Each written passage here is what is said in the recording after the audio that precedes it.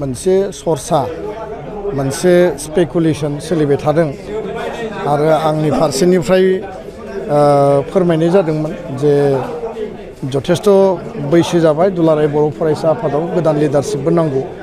नो डाउट बियो जोंनि थांनाय 58थि जे थान्दै जुथुमा बियो टार्मिनेटिं सेसन नङामोन।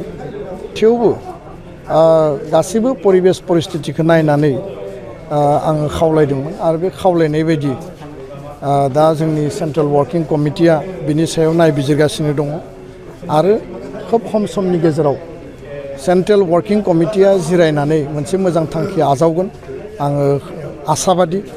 आरो माहारिनि थाखाय दुलाराय बर' फरायसा आफादाव जातीयताबादनि सेतनाखौ लानानै जेरै हाबा मावदों एबसुनिफ्राय जुदि बिदाय लानाय जायोब्ला गासैबो थासारिफोरखौ नायजोबनानै जि थासारियाव जि परिबेसाव जि फोथाराव खामानि मावा मानो माहारिबाद आरो माहारिनि जेंना जेंसि सुस्रांनायानो मुल थांखि जागोन आरो बेखायनो बेखौ दुलाराय बर' फरायसा आफादनि परियाल आरो CWCआसो डिसिसन लागोन। दा बिथांमोना बे डिसिसनाव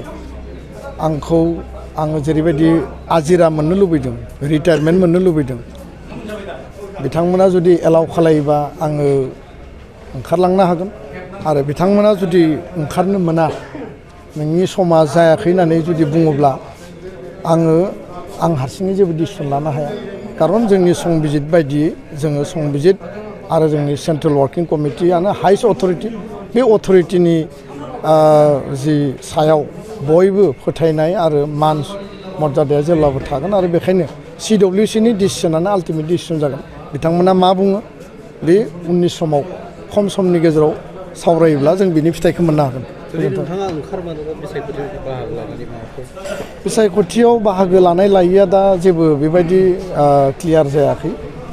गिबियाव आङो माने रिटायारमेन्ट लानायनि खोथाखौ आङो CWCनो रिकुवेस्ट मोनसे होदों लेटार मोनसे होदों।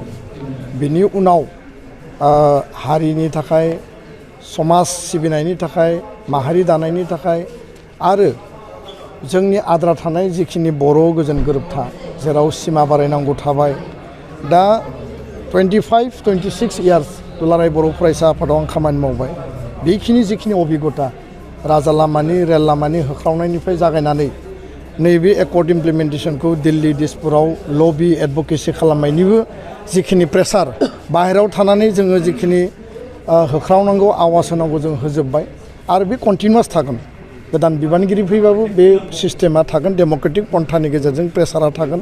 किन्तु बे एखे खामानिखौनो सिस्टेमाव थांनानै आरो सरकारनि पर्यायाव माने थांनानै खामानि मावनो गोनाङा दङ आरो सिङावबो आरो बायहेरायावबो खामानि मावोब्लासो बे मोनसे जोंनि जि दाबि बा जोंनि इस्युआ समाधान जागोन।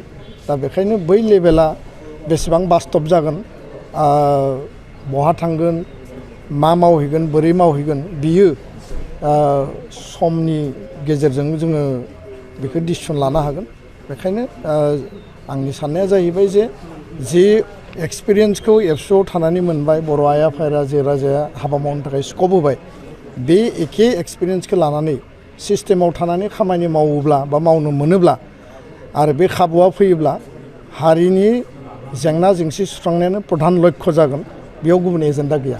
दा बेखायनो समासो बुंगोन आरो आल्टिमेटलि CWCआ मा डिसिसन लायो दानो बेबायदि रोखा स्रा बुंनो हानाय कुनु परिबेस जाथ'वाखै। गोजोन्थों।